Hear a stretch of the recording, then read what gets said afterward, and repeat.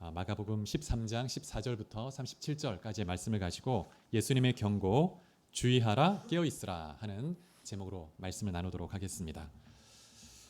13장의 말씀은 성전의 종말과 이 세상의 종말이 A, B, A, B 이렇게 교차적으로 기록되어 있습니다. 이렇게 기록된 것은 성전의 종말과 세상의 종말이 아주 깊은 연관성이 있다는 것을 강조하기 위해서 이렇게 기록한 것이죠. 이 성전의 종말은 미리 보는 세상의 종말이라고 할 수 있습니다. 그래서 이 성전의 종말은 앞으로 우리가 겪게 될 세상의 종말과 그 징조를 잘 보여주는 것이죠. 지난주에 1절부터 13절까지 말씀을 보았는데요. 성전 멸망에 앞서서 어떤 징조가 있을 것인지, 또 그때까지 성도가 힘써야 될 것이 무엇인지에 대해서 살펴보았습니다. 오늘 말씀에서는 성전 멸망의 때가 이제 거의 임박했을 때, 그때 어떤 일이 있는지, 그리고 그때 성도들이 어떻게 해야 하는지에 대해서 말씀하고 있습니다. 그리고 마지막 종말의 시대를 사는 성도들이 어떤 자세로 신앙생활을 해가야 하는지에 대해서 겉면의 말씀을 담고 있습니다. 자, 그러면 우리가 14절 말씀을 한번 보겠습니다. 14절에 보면 성전 멸망이 임박했을 때 멸망에 가증한 것이 서지 못할 곳에 선 것을 보면 그때가 성전 멸망의 때라고 말씀하고 있습니다. 멸망에 가증한 것이라는 이 표현은 다니엘 말씀을 인용한 것입니다. 다니엘 11장 31절을 같이 한번 읽어보도록 하겠습니다. 시작. 군대는 그의 편에 서서 성소 곧 견고한 것을 더럽히며 매일 드리는 제사를 폐하며 멸망하게 하는 가증한 것을 세울 것이며. 이 말씀에 나오는 이 군대는 북방 왕의 군대인데 시리아 군대를 의미합니다. 이스라엘 북쪽에 있는 이 북방 왕의 군대가 성소를 더럽히고 매일 드리는 제사를 폐한다고 말하고 있습니다. 그래서 멸망에 가증한 것을 세울 것이다 이렇게 예언하고 있는데, 이 말씀이 BC 167년경에 성취가 되었습니다.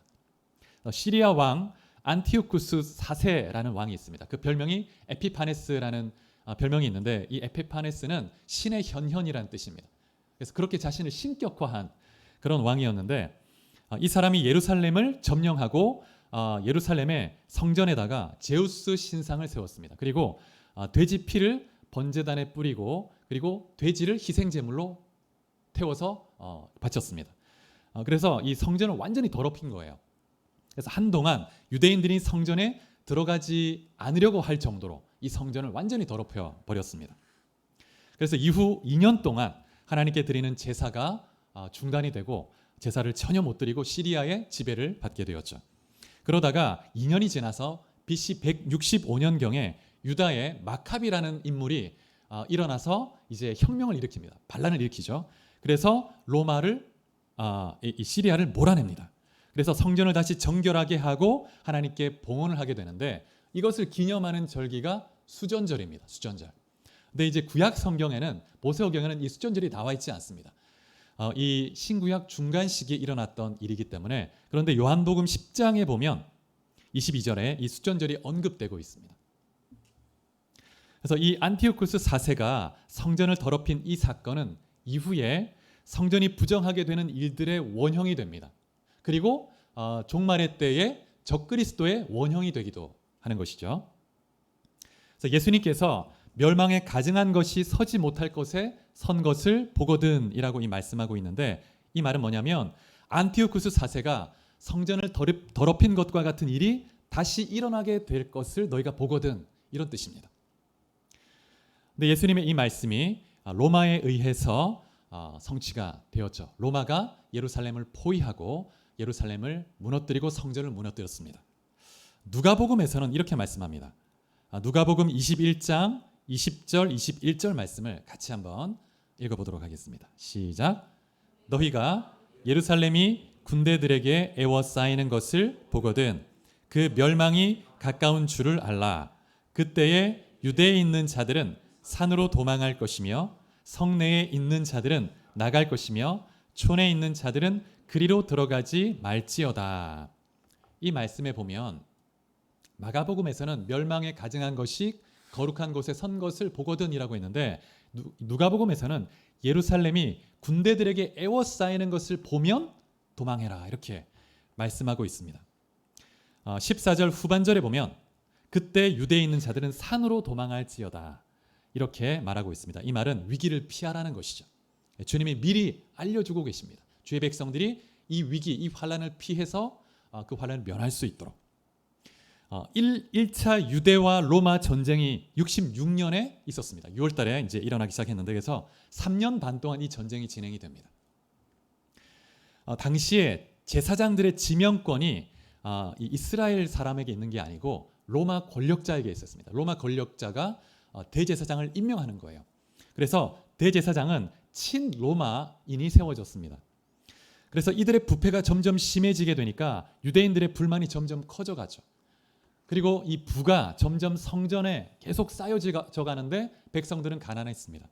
그래서 이제 백성들의 불만이 점점 커져갔는데 어떤 일이 생기냐면 로마 관리 중에 한 사람이 유대인들이 내야 할 이 세금이 체납이 되니까 성전에 들어가서 성전 보물창고에서 금 보화를 17달란트를 이렇게 약탈한 거예요.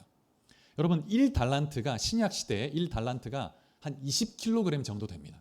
여러분 금이 20kg면 얼마나 될까요? 어마어마한 금액이죠. 17달란트니까 엄청난 양의 이 금을 약탈해 간 거예요. 그래서 이 일 때문에 유대 열심 당원을 중심으로 해서 폭동이 일어납니다. 그래서 로마를 대항해서 막 수비대를 공격하고 로마 수비대 군사를 죽이고 그다음에 로마와 친분이 있었던 대제사장도 죽이고 성전을 이렇게 점령하게 됩니다. 이 유대 열심 당원들이.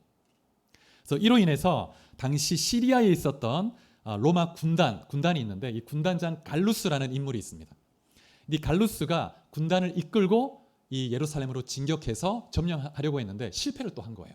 그만큼 이 예루살렘에서 열심 당원들이 아주 거대하게 일어나서 이제 막 로마로부터 독립을 해보려고 시도를 한 것입니다. 그때 이제 군단장이 다시 돌아가긴 했는데 그때 많은 유대인들이 로마의 보복을 두려워하기 시작했습니다. 로마가 분명히 보복하고 다시 더 큰 군대를 끌고 올 것인데 어떻게 될 것인가. 그래서 이때 많은 그리스도인들이 예수님이 했던 이 말씀을 기억했습니다. 로마 군대가 예루살렘에 에워싸는 것을 보면 멸망의 때가 가까웠으니까 산으로 도망하라 하는 이 말을 문자 그대로 이렇게 기억한 거예요. 그래서 그때 많은 그리스도인들이 예루살렘을 떠나서 피하게 됩니다. 4세기경에 교회 역사가 유세비우스라는 사람이 있는데요. 이 사람이 남긴 글을 보면 이때 상황을 잘 남겨주고 있는데 로마 군단장 갈루스의 공격을 받은 이후에 많은 그리스도인들이 요단강 건너편에 펠라라고 하는 지역이 있습니다. 그곳으로 건너가서 피해서 숨었다고 이야기하고 있습니다.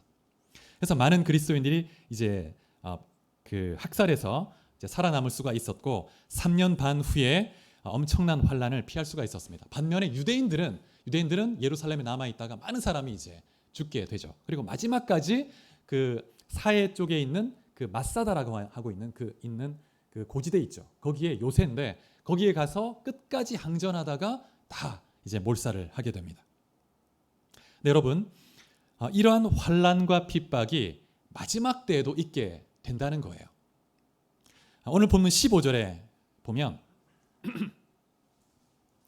지붕 위에 있는 자는 내려가지 말라고 말합니다. 그리고 집에 있는 무엇을 가지러 들어가지 마라.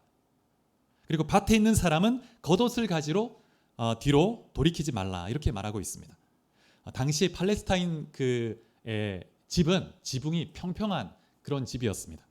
그래서 보통 유대인들이 성전이 없는 그런 다른 곳에 있으면 기도를 할 때 지붕에 올라가서 기도할 때가 많았습니다. 그래서 사도행전 10장에 보면 베드로도 예루살렘을 떠나서 욥바에 그 지중해 변에 있는 도시 욥바에 가 있을 때 지붕에 올라가서 기도하다가 환상을 보죠. 그래서 인도함을 받아서 고넬료의 집에 가서 이제 말씀을 전하게 됩니다. 그래서 베드로도 그때 이제 그 욥바에는 성전이 없기 때문에 그래서 이제 지붕에 올라가서 기도를 했죠. 그래서 이런 배경 때문에 몇몇 학자들은 이 위기의 때에 기도하라는 그런 의미다 이렇게 해석을 하기도 합니다. 그렇게 이해할 수도 있지만 15절 16절의 말씀은 심판의 긴박성을 의미하는 것으로 이해하는 것이 더 적절한 것 같습니다. 아주 긴박한 순간이기 때문에 빨리 피하라는 거예요. 창세기 19장 17절 말씀을 같이 한번 또 읽어볼까요? 자, 시작. 그 사람들이 그들을 밖으로 이끌어낸 후에 이르되 도망하여 생명을 보존하라. 돌아보거나 들에 머물지 말고 산으로 도망하여 멸망함을 면하라. 이 말씀은 하나님의 천사가 소돔과 고모라에 유황불을 내리는 심판이 있기 전에 롯과 그의 가족을 피신시키면서 한 말이죠. 뒤로 돌아보지 마라. 그리고 들에도 머물지 마라. 촌에 머물지 마라. 빨리 산으로 도망하라는 거예요. 그래서 오늘 이 본문의 말씀에서 예수님이 하시는 말씀은 지금 이 소돔과 고모라에 임하는 그 심판의 때를 암시하는 그런 말씀이죠. 그래서 소돔과 고모라에 임했던 그 진노의 심판이 이 예루살렘에 임할 것이니까 빨리 피하라는 거예요. 멸망에 가증한 것이 선 것을 보면 나타나면 빨리 피하라는 거예요. 17절에 보면 이 날에는 아이벤 자들과 젖먹이는 젖먹이들에게 화가 있을 것이다 이렇게 말하고 있습니다. 실제로 AD 70년에 예루살렘이 로마에 의해서 완전히 이제 무너지고 이제 정복을 당했을 때 로마 군사들이 아이벤 여인들의 배를 가르기도 했다고 합니다. 그리고 멸망 직전에 성이 포위되었을 때 먹을 것이 없으니까 사람들이 아이들을 삶아서 먹기도 했죠. 그래서 그런 극심한 환란이 있었습니다. 그래서 이 일이 겨울에 발생하지 않도록 기도하라고 말씀했는데 겨울에 있으면 그 환란이 더 혹독한 환란이 되는 거예요. 그래서 당시에 주님의 이 말씀을 새기고 있었던 성도들은 모두 예루살렘을 다 떠났던 거예요. 그래서 예루살렘에 남아 있었던 수많은 유대인들이 무참히 죽임을 당했습니다. 그래서 유대인들이 그리스도인 유대인에 대해서 좀 배신자라는 그런 관점으로 보기도 했었습니다. 21절 22절에 보면 그때에 거짓 그리스도나 거짓 선지자가 나타날 텐데 미혹되지 말라고 권면하는 것을 볼 수가 있습니다. 그래서 그때라고 할 때 이건 언제냐면 멸망에 가증한 것이 설 때, 로마 군대가 포위할 때 이때를 의미하는 거죠. 그때 거짓 그리스도가 나타난다는 거예요. 이 그리스도는 뭐라고 얘기하냐면 예루살렘을 하나님이 지켜주실 것이다. 무너지지 않을 것이다. 그러니 안심하라. 평안할 것이다. 이런 예언을 하는 거예요. 예레미야를 보면 이와 똑같은 유사한 상황이 나오는데 예루살렘이 당시에 엄청나게 부패하고 타락했고 온갖 우상이 성전에까지 가득했습니다. 그래서 하나님이 이제 어떻게 심판하시냐면 바벨론을 불러서 이 예루살렘을 무너뜨리게 하실 것이라고 말했습니다. 그래서 바벨론에 항복하는 자는 살 것이다. 그렇게 말했습니다. 그래서 이 예루살렘 성과 성전은 무너질 것이라고 예언했는데 당시에 많은 거짓 선지자들은 뭐라고 했냐면 이 성전은 하나님이 머무시는 곳이다. 절대 무너지지 않는다. 히스기야 때를 봐라. 히스기야 때 유다의 모든 성읍이 다 무너지고 예루살렘만 남았을 때도 하나님이 이 성을 살려주셨다. 그러니 이때도 무너지지 않을 것이니까 두려워하지 말라고 평안이 있을 것이다. 이렇게 예언을 한 거예요. 그래서 그들은 이 성전 자체 건물에 대한 어떤 미신적인 신념이 있었습니다. 그들의 삶은 완전히 범죄와 타락과 우상이 가득했으면서도 그런 것처럼 이제 예루살렘이 멸망할 때 예수님 그 당시에도 주님이 이런 선지자, 거짓 선지자가 있을 거라는 거예요. 내가 그리스도라고 하면서 로마로부터 구원해 줄 것처럼 말하는 그런 자가 나타날 것이라고 말씀하시는 것입니다. 계시록 18장 4절에 보면 이런 말씀이 있습니다. 내가 들으니 하늘로부터 다른 음성이 나서 이르되 내 백성아 거기서 나와 그의 죄에 참여하지 말고 그가 받을 재앙들을 받지 말라. 이 말씀 보면 내 백성들이여 바벨론에서 나오라 이렇게 말합니다. 바벨론이 받을 심판을 너희가 함께 받지 말라는 거예요. 이 말씀은 단순히 물리적으로 바벨론, 로마이죠. 로마를 떠나라는 의미보다는 로마의 종교, 문화에 동화되어서 그들 속에서 함께 세속화된 삶을 사는 그런 살아가다가 하나님의 심판을 받지 말고 그들로부터 구별된 삶을 살라고 독려하는 것입니다. 바벨론에서 나오라 이렇게 말하는 것이죠. 여러분 세상의 종말의 때에도 거짓 그리스도들과 거짓 선지자들이 나타나게 될 것입니다. 그래서 특히 종말의 때 사탄에게 권력을 받은 그런 세력이 온 세계에 영향을 미치면서 그리스도인들을 핍박하는 그런 때가 올 것입니다. 그런데 그들이 이적과 기사까지 행하면서 미혹을 하는 거예요. 그래서 많은 사람들이 넘어갈 겁니다. 자, 우리 데살로니가 후서 2장 3절 4절을 한번 같이 읽어보도록 하겠습니다. 시작.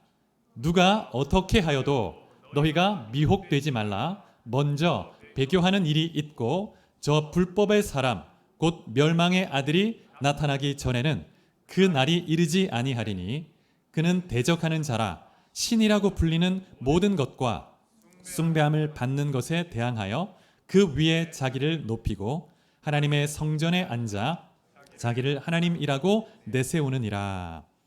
이 말씀을 보면 데살로니가 교회는 곧 주님의 재림이 있을 걸로 생각하고 일도 다 그만두고 그냥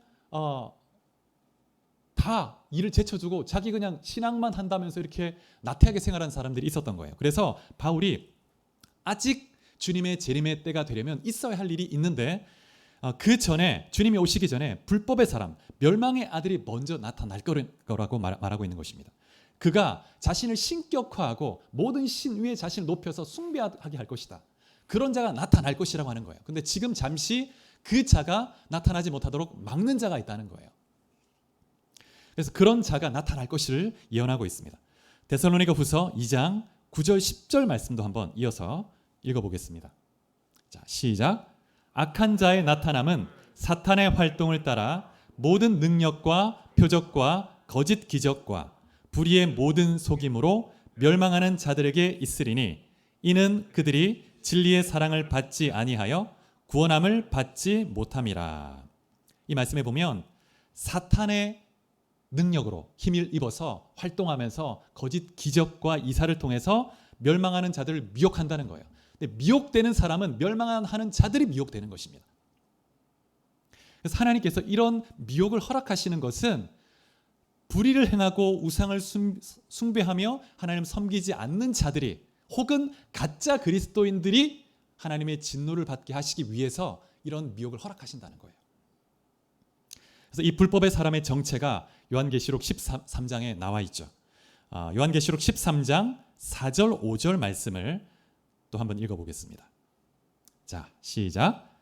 용이 짐승에게 권세를 주므로 용에게 경배하며 짐승에게 경배하여 이르되 누가 이 짐승과 같으냐 누가 능히 이와 더불어 싸우리요 하더라.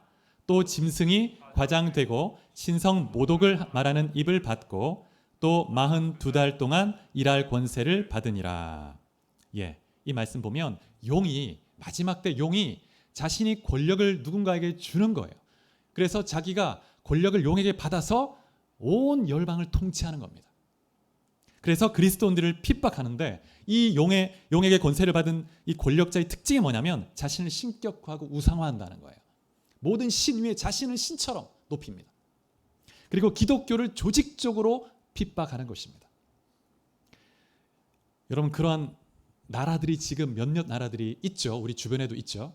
그런데 이러한 나라들이 어떤 특정한 권력자가 나타나면 전 세계에 영향을 미치는 거예요. 그런 때가 오는 것입니다. 그래서 이러한 적그리스도의 세력이 온 세계를 장악하고 영향을 미칠 때가 올 텐데 그때를 잘 분별하고 이 환란의 때에 그리스도인들이 인내할 것을 하나님께서 권면하고 있습니다. 그래서 정말 주님을 바라보고 인내하며 주님만을 소망하며 기다릴 것을 권면하고 있습니다. 그때가 되면 정말 그 안에 있는 신앙이 진짜 신앙인지 가짜인지 다 드러나는 거예요. 그 혹독한 환란 속에서 인내가 없는, 믿음이 없는 성도는 다 넘어지는 것입니다. 자, 그 다음에 오늘 본문 마가복음으로 돌아와서 24절부터 27절까지를 보면 환란 이후, 환란이 지나고 나서 이제 재림 직전에 있을 그런 상황을 말하고 있습니다. 14절부터 23절까지는 성전이 멸망하기 바로 직전에 그때 있을 그 일을 보여주었다면 24절로 27절은 이제 주님의 재림 바로 그 직전에 있을 일 보여줍니다. 24절에 보면 그때에 환란 후 해가 어두워지며 달이 빛을 내지 아니하며 이렇게 말하고 있죠. 24절 그 맨 앞에 보면 한글 성경에는 나와 있지 않는데 원문에 의하면 그러나로 시작합니다. 그러나 앞달락과는 좀 구분이 되죠. 그래서 이 24절 이후는 또 재림에 대한 그런 의미를 담고 있습니다. 이 단락은 세상 종말 직전에 있을 천재지변을 보여주고 있는 것입니다. 그래서 해가 어두워지고 달이 핏빛이 되고 하늘의 별들이 떨어지는 거예요. 하늘의 별들이 우수수 떨어집니다. 근데 이 일들은 요한계시록 6장에 보면 6번째 인이 떨어지고 나서 일어나는 일이죠. 한번 읽어보겠습니다. 계시록 6장 12절 13절. 자, 시작. 내가 보니 6째 인을 떼실 때에 큰 지진이 나며 해가 검은 털로 짠 상복같이 검어지고 달은 온통 피같이 되며 하늘의 별들이 무화과 나무가 대풍에 흔들려 설 익은 열매가 떨어지는 것 같이 땅에 떨어지며, 정말 이 우주의 천재지변이 일어납니다. 베드로 후서에 보면 어떻게 표현하고 있냐면, 베드로는 하늘이 이 하늘이 두루마리가 말리는 것처럼 확 말려서 그냥 하늘이 사라진다는 거예요.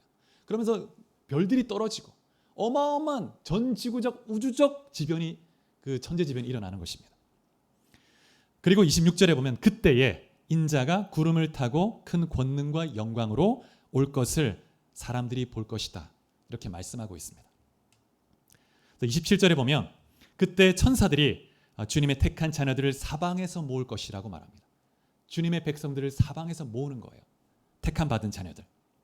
오늘 본문에 보면 이 택한 받은 자녀들, 택했다는 단어가 반복이 되는데 20절에 나오고 22절에 나오고 27절에 이렇게 반복이 됩니다. 그래서 하나님이 20절에 보면 택하신 자들을 위해서 환난의 날을 감하신다는 그런 표현이 나와 있습니다.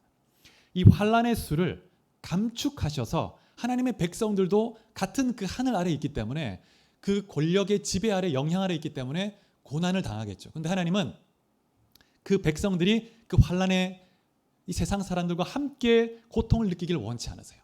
그럼에도 불구하고 우리가 환난을 통과하기는 해야 합니다. 날들을 감축하신다는 것이죠. 유대 로마 전쟁이 있을 때 약 3년 반 정도 전쟁이 지속됐는데 예루살렘 성이 포위되었던 것은 딱 5개월입니다. 마지막 5개월.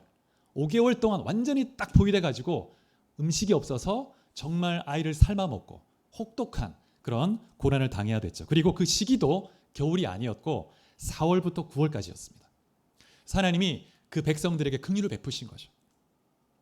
이와 같이 종말의 때에도 하나님께서 환난 중에 있는, 환난 가운데 있는 성도들을 보호하시기 위해서, 그들의 믿음을 보존하시기 위해서 하나님이 베푸시는 은혜가 있을 겁니다. 그 기간을 감축시켜 주시고 또 하나님의 선하신 인도하심을 통해서 그들의 믿음을 보호하시고 지켜주시고, 또 하나님께서 오늘 이 말씀을 통해서도 이러한 모든 징조와 거짓 선지자가 있을 것을 말씀해 주신 것은 주의 백성들이 이 말씀을 보고 준비하라는 거예요.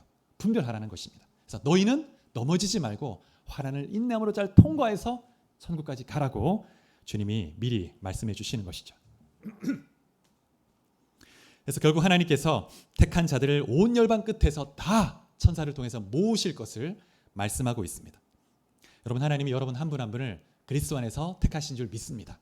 여러분을 정말 주님이 붙드시고 인도하셔서 환난 중에도 보호하시고 인도하시고 인내함으로 승리케 하시고, 그래서 마침내 저 영원한 천국까지 이끄실 줄 믿습니다. 자, 28절로 가보면 28절에서 31절은 언제 성전이 멸망할지를 또 예고하고 있는데요. 29절에 보면 이런 일이 일어나는 것을 보거든 인자가 가까이 문 앞에 이른 줄 알라, 이렇게 말씀합니다. 그런데 여러분, 그 성경에 보면 인자라는 단어 앞에 번호가 붙어 있죠. 1번이라고 붙어 있죠. 그 아래 뭐라고 되어 있습니까? 때가라고 되어 있습니다. 혹은 때가라고 번역을 할 수 있다는 말입니다. 그러니까 원문에는 인자라는 단어는 없습니다. 근데 이 단어가 일종의 비동사인데 그 주어가 문맥에 따라 다르게 쓰일 수 있습니다. 그가 있다, 혹은 그녀가 있다, 혹은 그것이 있다, 이런 의미가 있는데 문맥에 따라서 선택할 수 있는 거예요. 그런데 오늘 본문에 보면 문 앞에 이르렀다 하는 이 구절이 누군가 사람이 앞에 있다는 느낌을 좀 주지 않습니까? 그래서 우리 지금 개정 성경에서는, 많은 여러 성경 번역에서는 인자, 사람이라고, 그가라고 번역을 한 거예요. 그래서 인자라고 번역을 한 것입니다. 그런데 앞뒤 문맥을 좀 생각해 보면, 여러분 30절, 31절을 보면 이 세대가 지나가기 전에, 끝나기 전에, 없어지기 전에 이 모든 일이 이루어질 것이라고 말하고 있습니다. 이 말씀은 분명하게 성전의 멸망을 말씀하는 거예요. 그렇게 볼 때 29절에서 그 인자라는 말보다는 그때가 그것이 가까이 왔을 때 이렇게 해석하는 것이 전혀 어색하지 않습니다. 혹은 이중적 의미로도 볼 수 있습니다. 주님이 곧 가까이 왔다고 하는 재림의 시기로 이해할 수도 있고 아니면 성전의 멸망을 이해할 수 있는 그때가 이렇게 볼 수도 있습니다. 그래서 어쨌든 주님께서 다시 오실 때 그때를 잘 분별하고 깨어 있으라는 거예요. 주님이 말씀하신 대로 이 모든 일들이 다 성취될 것이라고 말씀하고 있는 것입니다. 13장 4절에 보면 오늘 이 본문의 시작이 어떻게 시작됐냐면 제자들이 했던 질문으로 시작됐습니다. 이 일이 언제 있겠습니까? 근데 그 질문에 대한 직접적인 대답이 30절입니다. 30절. 이 세대가 지나기 전에, 이 세대가 없어지기 전에 이 모든 일이 이루어질 것이다. 이 성전이 멸망할 것이다. 주님의 그 말씀대로 성전이 AD 70년에 완전히 멸망하고 주의 말씀대로 성취가 되었죠. 여러분, 하나님 말씀은 살아있고 운동력이 있습니다. 주님 말씀 그대로 성취가 되는 줄 믿으시기 바랍니다. 32절부터 37절 마지막 단락을 보면 마지막 때에 깨어있을 것을 권면하는 그런 내용이 나와 있습니다. 32절에 보면 여기에서도 그러나라고 하는 접속사로 시작이 되는데 앞의 내용과 구별이 되죠. 이제 재림의 때를 또 언급해 주는 것입니다. 성전의 멸망은 이 세대들이 살아있을 때 이루어질 것이지만 이후에 한 때가 올 텐데 주님의 재림할 때는 아무도 모른다는 것입니다. 32절 말씀을 같이 한번 읽어보겠습니다. 마가복음 13장 32절 시작. 그러나 그날과 그때는 아무도 모르나니 하늘에 있는 천사들도 아들도 모르고 아버지만 아시느니라. 하나님만 아신다는 것입니다. 아무도 모른다. 그러나 분명히 그날은 올 것이다. 주님이 이렇게 말씀하시면서 깨어있으라고 말씀하고 있습니다. 깨어있으라. 그날은 분명히 올 텐데 언제인지 아무도 모르니 너희는 깨어서 준비하라는 거예요. 그래서 이 단락 안에 마지막 단락 안에 깨어있으라는 권면이 4번이나 반복이 됩니다. 항상 중요한 메시지는 반복을 하게 되어 있습니다. 반복을 하게 되어 있어요. 우리 부모님들께서 자녀들에게 자꾸 말을 잔소리처럼 반복하는 너무 중요한 말이기 때문에 우리 자녀가 꼭 들었으면 좋겠다라고 생각하기 때문에 잔소리처럼 하는 거예요. 주님께서 4번이나 깨어있으라 이렇게 말씀하고 있습니다.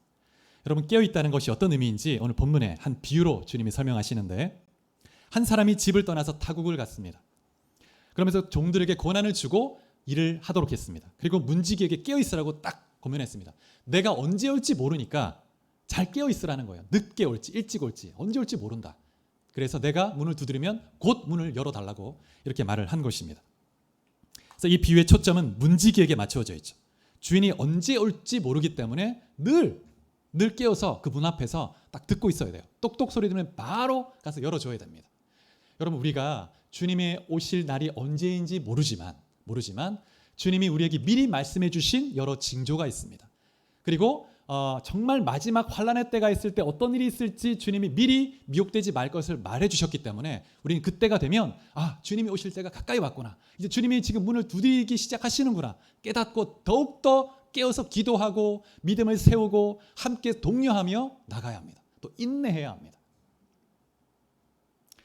그래서 이 깨어 있으라 하는 이 표현은 신약에서 23번이 사용되었는데 그 중에서 22번이 주님의 재림과 관련해서 사용되고 있습니다. 깨어 있으라. 그래서 각자의 자리에서 주님이 주신 사명에 최선을 다하면서 주의 오실 준비를 하라는 거예요. 준비하라는 것입니다. 근데 오늘 본문 37절에 보면 이 깨어 있으라는 명령은 제자들에게만 하시는 것이 아니고 모든 사람에게 하는 것이다. 주님이 이렇게 말씀합니다. 모든 사람에게. 오늘 여러분과 저에게 주님이 말씀하십니다. 누구야? 깨어 있어라. 여러분, 오늘 본문에서 아까 처음에 말씀드린 것처럼 이 마가복음의 저자가 성전의 멸망과 세상의 종말을 교환 구조로 이렇게 기록하고 있습니다. 먼저 성전의 멸망을 말하고 그 다음에 세상의 종말을 또 다시 언급하면 될 텐데 굳이 A, B, A, B로 이렇게 배열을 한 거예요. 그 이유가 무엇일까요? 그 저자의 의도가 뭘까요? 여러분, 우리가 성경을 해석한다고 할 때는 저자의 의도를 찾는 것입니다. 저자의 의도. 왜 저자가 이렇게 배열을 하고 있는가?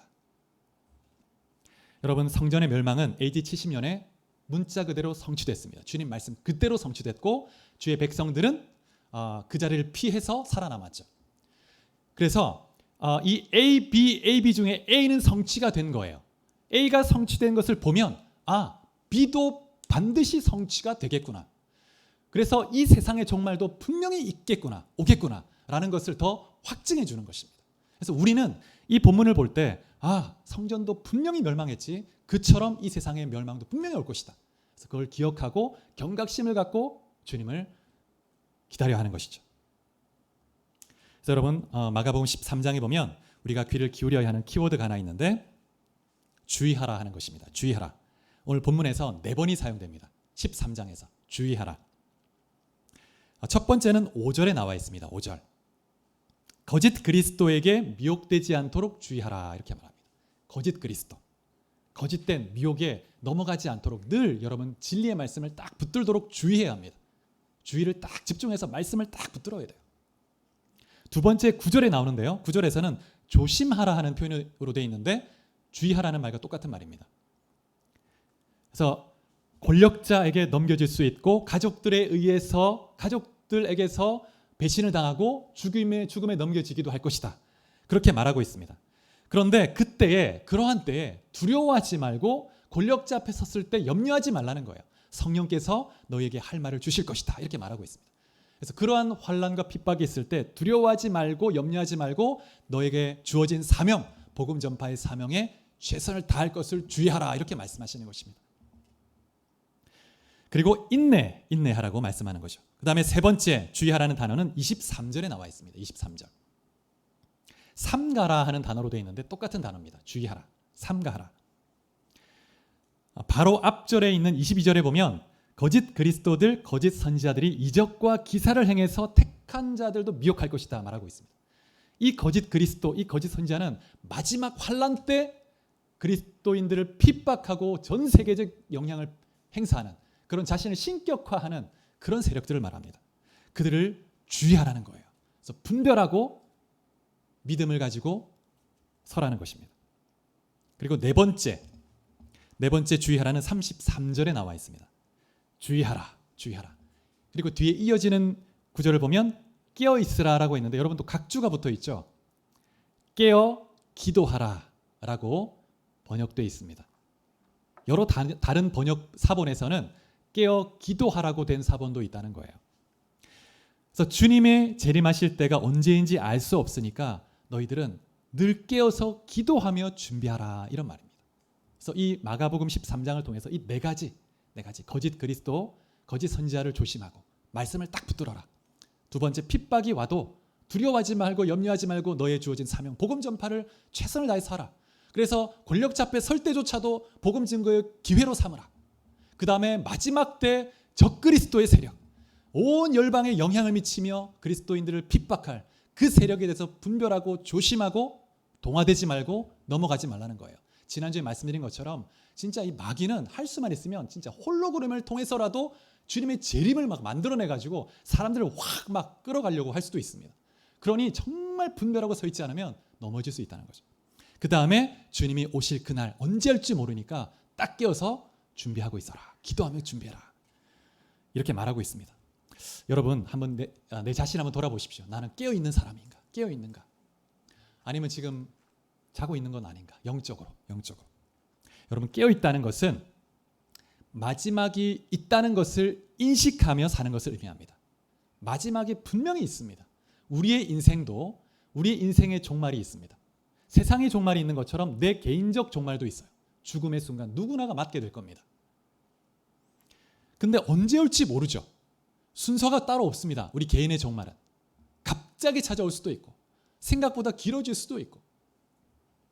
그러니 언제 올지 모르니까 이 마지막이 있다는 걸 기억하고 죽음의 순간이 내게도 있다는 걸 기억하고 깨어서 기도하고, 혹시 죄를 범했다면 그 죄를 계속 품고 있는 게 아니라 오늘이 가기 전에 기도하고, 또 누군가 관계가 상했을 때 오늘이 가기 전에 화해하고, 그러면서 정말 오늘 이 밤에 내가 주님께 갈 것처럼 그렇게 기도하며 주님을 섬기고 사명을 다하며 사는 것이 깨어 있는 거죠. 여러분, 우리는 이 땅에서 영원히 살지 않습니다. 내가 살 곳은, 영원히 살 곳은 이곳이 아니다 라는 걸 기억해야 합니다. 내가 영원히 살 곳은 저 천국이다. 나는 나그네로 잠시 이 땅에 있는 거예요. 그러니 여러분, 정말 이 땅에 영원히 살 것처럼 그렇게 살아서는 안 됩니다. 그래서 심플하게, 정말 청지기처럼, 이것은 내 것이 아니지, 시간도 재물도 내 몸도 내 것이 아니지, 주님의 것이지, 내가 하고 있는 것이다. 그러니 내가 이 땅에 머무는 이 잠시 기간 동안 성실하게 주의 뜻대로 관리하다가 주님께 다 드리고 나는 주님께 가야 되겠다. 그런 마음을 가져야 합니다. 내가 이것을 가지고 영원히 더 오래 부귀영화를 누리며 살아보자, 이건 주의 뜻이 아닌 것이죠. 그래서 주님이 오실 때 여러분 한 분 한 분이 늘 깨어서 기도하며 준비하다가 주님이 문을 두드리면 즉각적으로 문을 열어드리고 주님을 맞이할 수 있는 복된 주님의 종들이 다 되기를 축복합니다. 말씀을 맺겠습니다. 사랑하는 성도 여러분, 주님은 반드시 오십니다. 반드시 오십니다. 그러나 아직 멸망에 가증한 것이 나타나진 않았습니다. 근데 나타나게 될 거예요. 나타나게 될 겁니다. 멀지 않았습니다. 그래서 여러분, 주님이 오시기까지 우리는 우리에게 주어진 사명을 최선을 다해서 복음을 전파하고 주님의 영광을 드러내는 그런 삶을 다 살아가시고, 정말 주님이 오실 때 정말 칭찬 듣는 여러분 모두가 될 수 있기를 주 이름으로 축복합니다. 같이 기도하시겠습니다. 우리 말씀을 생각하시면서 하나님 아버지,